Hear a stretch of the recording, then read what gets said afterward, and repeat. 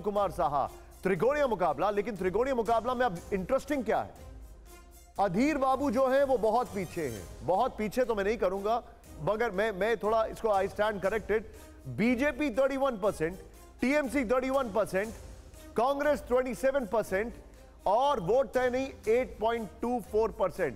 अब यहां पर ये जो वोट तय नहीं है ये गेम चेंजर है। शिव, इस सीट को लेकर जरा अपना डेटा निकालिए। लेकिन एक सीट जो कि सबके लिए बड़ा इंटरेस्टिंग है वो है खामोश शत्रुघ्न सिन्हा की, पश्चिम बंगाल की आसनसोल सीट का चुनावी मूड, जहां से शत्रुघ्न सिन्हा एक बार फिर सबको खामोश करने वाले हैं, ऐसा लगता है हमारे ओपिनियन पोल में। टीएमसी 45.89%, बीजेपी 36.28%, वोट तय नहीं जो है वो ऑलमोस्ट 10% का है।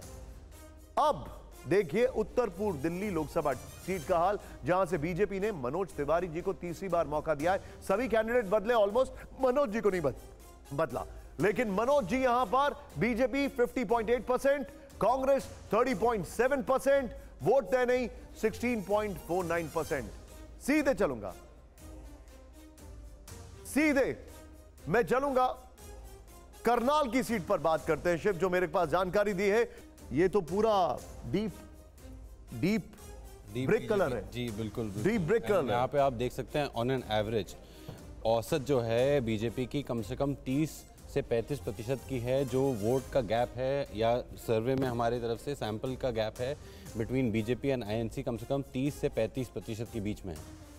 जैसा कि आप देख सकते हैं डार्क कलर हो चुका है, मतलब काफ़ी ज़्यादा औसत बना के चल रही है बीजेपी यहाँ पे, बहुत स्ट्रॉन्ग के लिए। और पीछे पिछले इलेक्शन में भी जीती तो मतलब कुछ ज़्यादा सरप्राइजिंग नहीं है, लेकिन आप जैसे देख सकते हैं 37%, 39%, 34%, 30%। जी, अब मैं सीधे आऊंगा, शंभू जी मेरे साथ है। शंभू जी, वैभव गहलोत,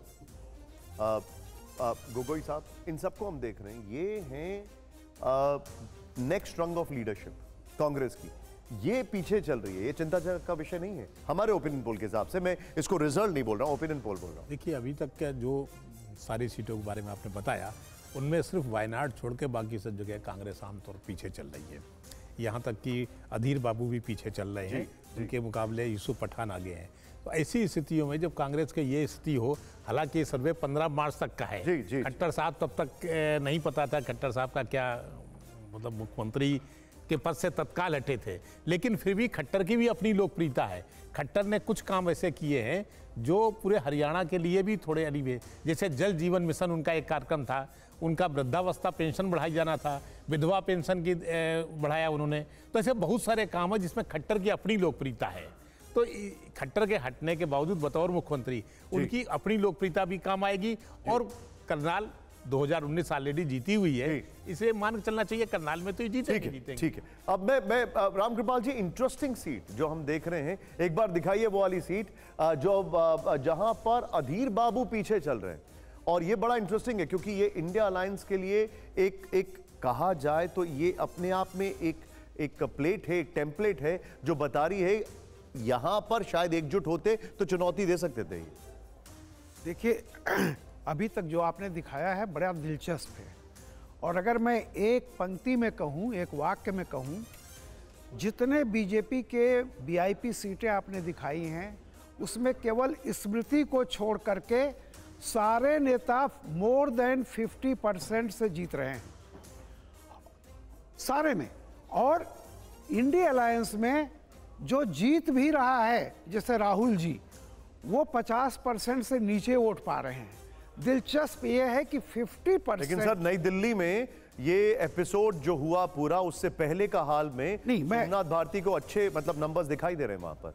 नहीं, देखिए, निश्चित तौर पर मैं केवल ये कह रहा हूं कि देखिए, विनिंग का जितने अभी तक आपने दिखाए हैं, चाहे वो मोदी हो, अमित शाह हो, राजनाथ हो, राहुल जी हो, सॉरी बघेल जी हार रहे हैं, वहाँ भी बीजेपी का कैंडिडेट जो है मोर देन 50% से जीत रहा है।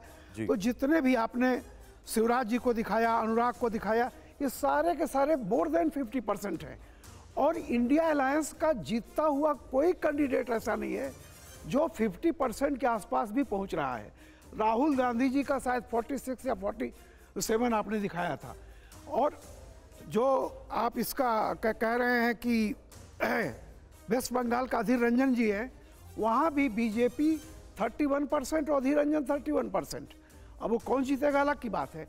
तो दिलचस्प ये है कि अभी तक जो आए हैं इसमें से 90% विनिंग कैंडिडेट करीब करीब बीजेपी के हैं, और उसमें 90% में भी 90% they are winning more than 50% vote से। ये बड़ी चीज़ है, मतलब वो उनको 50% वोट से ज़्यादा ऊपर मिल रहा है। ये जो आप बता रहे हैं ये वाकई में इंटरेस्टिंग एनालिसिस है। अब मैं क्विक रिएक्शन यहां पर लेना चाहूंगा। हमारे साथ कांग्रेस के प्रवक्ता मौजूद हैं, हमारे साथ बीजेपी के प्रवक्ता मौजूद हैं। अजय जी, मैं फिर से बोल रहा हूं, ये ओपिनियन पोल है, ये फाइनल नहीं है, चीजें बदल सकती हैं। निश्चित तौर पर आप भी यही कहेंगे और हर एक की सोच भी यही होगी, लेकिन प्राइमरली जो अभी चीजें सामने आ रही हैं, इंडिकेशंस जो सामने आ रहे हैं, गौरव गोगोई वाली सीट जो है वो देखिए मार्जिन बहुत ज्यादा है। अब आप इस पर क्या कहेंगे? निशांत जी, मुझे पूरा भरोसा है, पूरा विश्वास है, मुझे लगता है आप भी इसको जरूर कहेंगे कि इलेक्टोरल बॉन्ड घोटाले के बाद का ये सर्वे नहीं है, उससे पहले का सर्वे है। इलेक्टोरल बॉन्ड घोटाले के बाद जब आप इस सर्वे को फिर से ले जाएंगे तो जो डेटा आपके पास दिख रहा है ये जस्ट अपोजिट होगा, चाहे दिल्ली का हो, हरियाणा का हो या देश के अन्य भागों में हो। जिस तरह से इतने व्यापक लेवल पे घोटाला उजागर हुआ है, सुप्रीम कोर्ट ने इसको पूरी तरह से अनकॉन्स्टिट्यूशनल किया है। जिस तरह बड़ी बड़ी कंपनियां जिस तरह इस घोटाले में संलिप्त है और सरकार संलिप्त है, जनता के मत को और बिहेवियर को समझना आसान नहीं है आपके लिए, और वो तब और आसान नहीं हो जाता है जब आदमी आंख पे पट्टी लगा करके जाए सर्वे करने। मैं आप पर प्रश्न नहीं लगा रहा हूं, एक माहौल बनाने का जरूर मोदी जी के फेवर में इस देश की मीडिया हाउसेस कर रही है। ठीक है, देखिए एक चीज है अजय जी, मैं आपको एक चीज बताना चाहूंगा इलेक्ट्रोल बॉन्ड के माध्यम से आपके लिए थोड़ा सा एक जानकारी, क्योंकि आप ये शायद आपके लिए मदद करे। यहां पर कोई भी लोगों के पास नहीं गया, ये IVR के जरिए हुआ है। अब IVR को अगर आप समझ पाए तो आप समझ जाएंगे कि इसमें पट्टी नहीं लगाई जा सकती है कभी भी आंख पर। ये IVR है और ये बड़ा ही मोस्ट ऑफन यूज प्रोसेस, अगर मैं गलत नहीं हूं तो अमेरिका में तो सबसे ज्यादा यूज होता है, यूरोपियन कंट्रीज में होता है। लेकिन और मैं फिर से कह रहा हूं, आपने जो कहा यही सर्वे हम फिर से करेंगे अब से कुछ दिनों के अंदर। शिव हमारे साथ फिर से होंगे, फिर वही सैंपल साइज, बल्कि शायद बड़ा और होगा इस बार। तो फिर देखते हैं उसके बाद क्या होता है। लेकिन अब आपको दिखाते हैं यूपी की मथुरा सीट, जहां से बीजेपी ने एक बार फिर से हेमा मालिनी जी को उम्मीदवार बनाया। उन्होंने तो मथुरा में घर भी अपना बना रखा है, जहां तक का हमें पता है। अब यहां पर 64.22%, फिर से देखिए जो रामकृपाल जी कह रहे थे अभी आपके सामने, यहां पर कांग्रेस 17.67%, वोट तय नहीं है 10.78%। अब एक